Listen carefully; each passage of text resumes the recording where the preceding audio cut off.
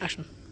We got 2018 Toyota Tacoma TRD off-road, 35-inch tires, no body mount chop, no rubbing. I was going to show you how we did it. We've already done a couple videos on our 5th Gen 4Runner that's sitting on 34s with no body mount chop. It obviously goes off-road a lot and it doesn't rub.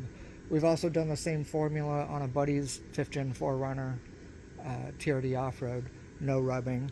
So we're sitting on true 35-inch tires, 35, 1050, 17s, no rubbing. We'll get to that in a second. I'll give you kind of a brief overview of what we've done so far. And in the back, we got Old Man Emu springs, Bilstein 5100 shocks, extended brake lines. Kind of towards the middle, we've got a drive line relocation kit where you drop the carrier bearing, pretty easy. Up in the bed here, we've got a just a cheap rough country tire carrier, modified to hold that max strap. I really like that max strap. Sound dead in the interior, the floorboards and the doors, so pretty solid.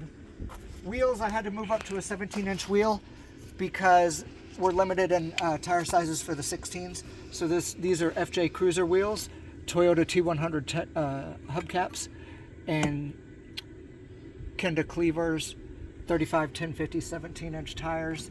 Bilstein 5100 shocks up front, Old Man Emu springs, extended brake lines, and SPC adjustable upper control arms.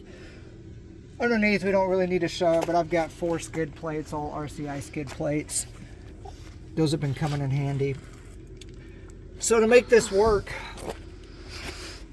for the upper control arm, we set the upper control arm at +1 caster, so when we do a lift kit, the ball joint moves a little bit forward as it goes down. We generally lose 2 degrees of caster. Most aftermarket upper control arms add 2 degrees of caster back in for the 2 degrees of caster that you lost. So I only added 1 degree caster back in, and then I set the eccentrics at max forward caster, or max positive caster. So this eccentrics all the way this way, the back eccentrics all the way the other way. So that's moving the ball joint, the lower ball joint forward. So we're trying to move the entire wheel forward. And then we can also adjust camber up here at this upper control arm, at this upper ball joint, to clean that up. So we're sitting at 0 degrees camber on each side and 2.6 degrees caster on both sides. Definitely had to cut out some plastic here and back at the back. Did have to cut and push back the pinch welds, but there is no body mount chop. It doesn't rub off-road or anything like that. Another cool thing that we did on this truck, instead of going with a higher end shock, we're doing this on a budget. So we installed these sway bar disconnects. Super cool. Very hard to install. Took me a couple days to install, but definitely worth it. So the money I saved with going with the Bilstein 5100s as opposed to a different shock I spend